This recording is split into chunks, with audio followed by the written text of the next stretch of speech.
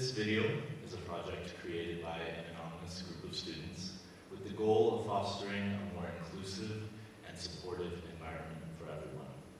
The stories you'll hear are real and shared anonymously by students who wanted their voices to be heard but were too afraid to speak out. Fear of backlash or judgment often silences those who need support the most, and many students worry about the consequences of sharing their truth. To honor these experiences while maintaining their privacy, teachers are reading these stories aloud. This symbolizes the importance of allyship, showing that support can come from anyone, regardless of their position or role. It's a reminder that when voices go unheard, others in the community must step forward to amplify them.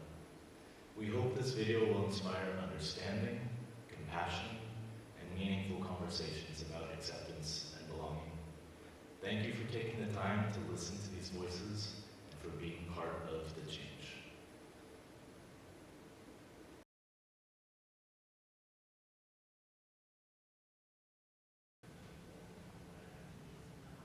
I've never told anyone at the school about my identity of liking both genders, not even my best friend.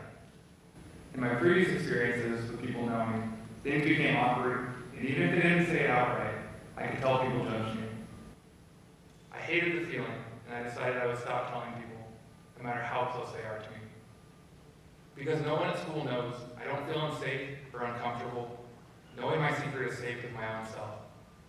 However, it's pretty crazy to see how the school has responded to the backlash from parents regarding sexual identity, trying to get rid of any LGBTQ-related content at school. This doesn't directly affect me, I guess, but for those who are open about their gender identity, I assume they feel alone and uncared for. What is possible is having more attention on people who are hurtful to those who associate with LGBTQ, punishing them and showing that it isn't okay to have that kind of bullying at school.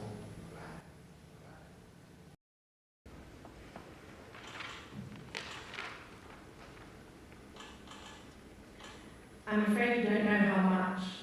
I'm afraid that we'll grow apart, that you'll look at me weird, that you won't look at me the same way anymore. I'm afraid to show myself as I am, that you'll love me less. It hurts me not to be able to share the things I like for fear of your rejection. I don't know what to do. How can I tell you that I'm in love with someone, but that someone is a girl? It's not a whim or confusion. I don't know if it will last or if it will end well, but I'm willing to try because when I'm with her, I feel truly loved, like no one else ever did. She is the most beautiful and thoughtful person I have ever met. We never imagined we would fall in love, it just happened. We started as friends, but little by little I was able to get to know her better and see what she was really like. I see a lot of similarities of me and her. She is moved by things in life. If she finds something really cute, her eyes will well up and she will let the world know how she feels. Sometimes she makes her own gifts to give to people she loves as a token of all the love she has inside her. She likes to hug too, quite a lot. All these times I've been around her, I have wanted to share it with you so you know what a great person she is, but I feel you will judge me because this society does not always see love the same way others do. I'm afraid that by telling you this, I will be taken away from her. Please don't take me away from her. I don't know whether to continue talking about how wonderful she is, since I don't know if it will make you uncomfortable. But rest assured, she is an amazing person who loves me and I love her. And I think that's the most important thing in the end. And if you're still wondering why I seem upset, it's because it makes me angry how a boy and a girl my age can love each other freely and be supported by their parents without being questioned. Instead, I have to be questioned as to why I feel this way and why I have to see her. I don't like to deny the love I feel for fear of what others will think. I hope that someday you will be able to see it as something normal like you do with my sister and her boyfriend. I hope that you can try to understand me and that you can see me with the same eyes that you did when I was little and you were proud that I was your daughter. I love you very much, Ma. I will always be your daughter and I will always love you. And this is what I wrote to my mum before coming out.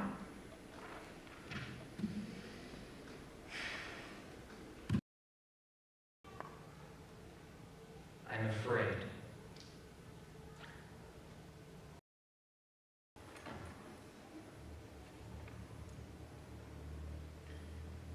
I'm mostly closeted. I'm honestly scared that people will think of me differently because of my sexuality. From what I've experienced and heard, they do. One of my friends fits the stereotype of what people think LGBTQ plus people should look/act like. Their personality would typically be popular, but it backfires. Also, I feel like if anyone finds out, my friends will believe that I like one of them. There are also positive things, though. I have a few friends that see who I am, instead of just focusing on the fact that I'm different. To improve school, I think the school could make their LGBTQ plus students feel included as much as possible. I also noticed that although the school preaches about inclusivity, we didn't do much for Pride Month, or much in general. I will never be able to come out and be accepted by my family. It's gut-wrenching knowing that the people I'm bound to by blood will never accept me for who I am, and that if I ever did come out, they might no longer see me as the person they've always known, but only see me as a queer failure. Their casual homophobic jokes are so painful, and it's exhausting having to pretend like I don't care, when in reality they make me feel like they would rather see me murder someone than see me marry someone of the same gender. And it's heartbreaking knowing that even though I love them all dearly and unconditionally, they might stop loving me back if they knew who I truly am. I'm not a very discreet person in general. I'm loud about my views. I talk back. I'm not a discreet person. I'm quirky and neurodivergent, and I cry easily. And I get snappy and mean. And I get weird looks because of how I act. I do. I have anxiety from when I was younger. I really, really have anxiety. Whenever I do something or say something, I feel like everyone is thinking about how much they hate me. I feel like every nice comment is patronizing and condescending. I feel like every smile is fake. Like everyone is constantly thinking about how much they hate me. I don't feel like me. I feel like a boy, and then I feel like a girl. I act gay, and I am gay. And when people comment about it, it's always, why are you like that? Why are you so weird? And I hate it. And I hate me. And I wish I was a normal person with normal feelings and a normal brain. I'm not religious, but I find the concept terrifying. It scares me that there are billions of people out there who believe I should be tortured for all eternity for even thinking about loving a girl. I can't bring myself to go inside a church without having a panic attack. I can't breathe. It's scary. I don't do it anymore. But I used to hurt myself. I hate myself because of it. And I hate the fact that I felt like it was something that was okay to do.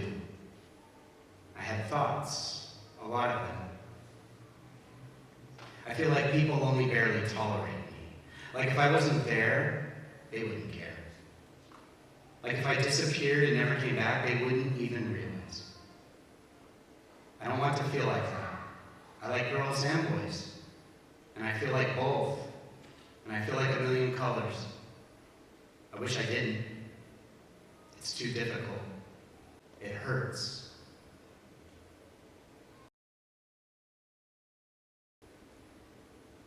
I'm scared to walk the halls of school.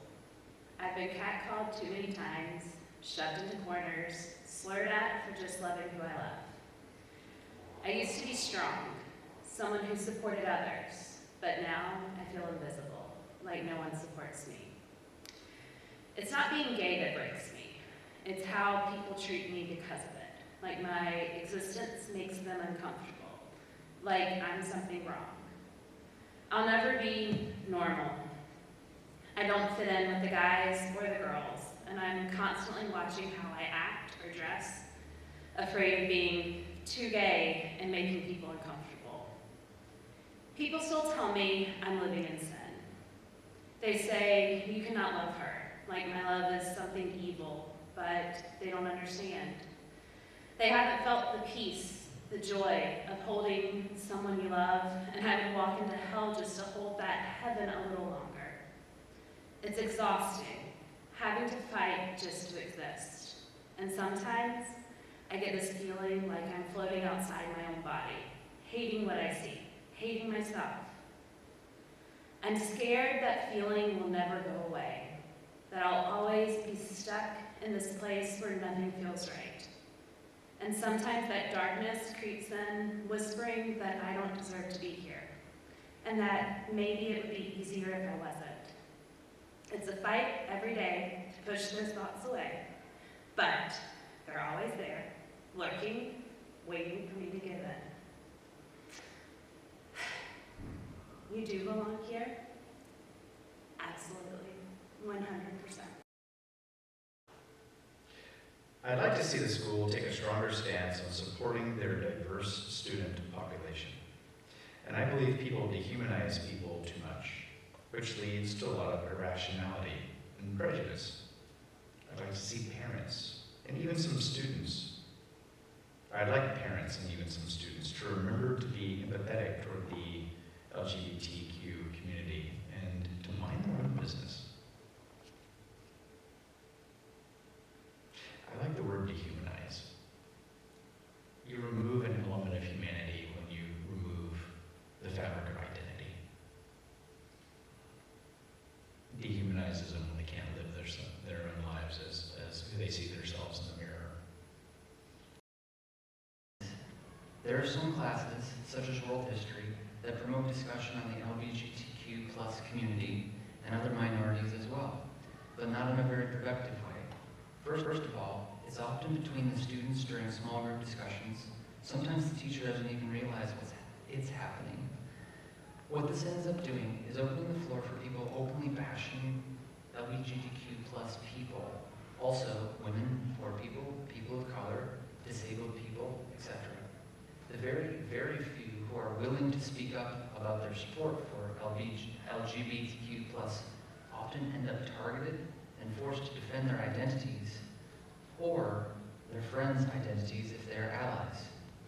It's incredibly exhausting to have to argue the validity of your existence, of your right to live. I need to clarify that this is not the teacher's fault. As I said, it tends to be within student groups, not involving the teacher. If they could look out for that, it would be nice, I suppose. I thought this was just a problem that I faced until I talked to another queer friend and learned that no, actually, it's pretty universal for queer students who are already out to be backed into a figurative corner. Yeah, I don't know how to emphasize the emotional toll it takes on you to know that there are people in this school who will be glad to see you dead. It's not a hyperbole. I once heard this said about LGBTQ plus people. Maybe the worst part of it is that they don't even seem to realize the pain they're causing. They say it and laugh. Because it's just a joke to them, I guess. It's nothing to them. Imagine that kind of privilege of not needing to take it all seriously because it's not about you. The school, any community, is made up of individual people, individual identities.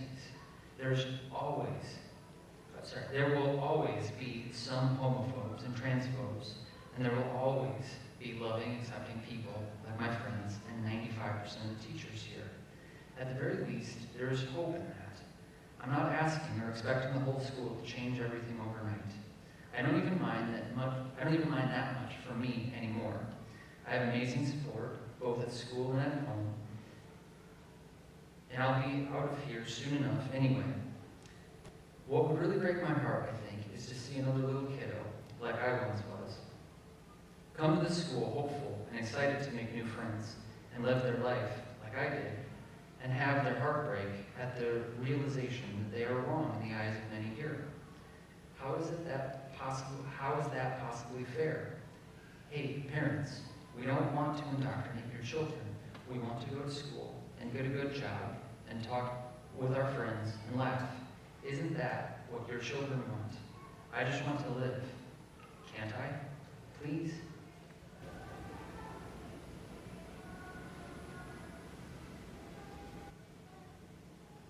All right, yeah, that was a lot to take in. Especially because I'm one of the world history teachers. I would say this.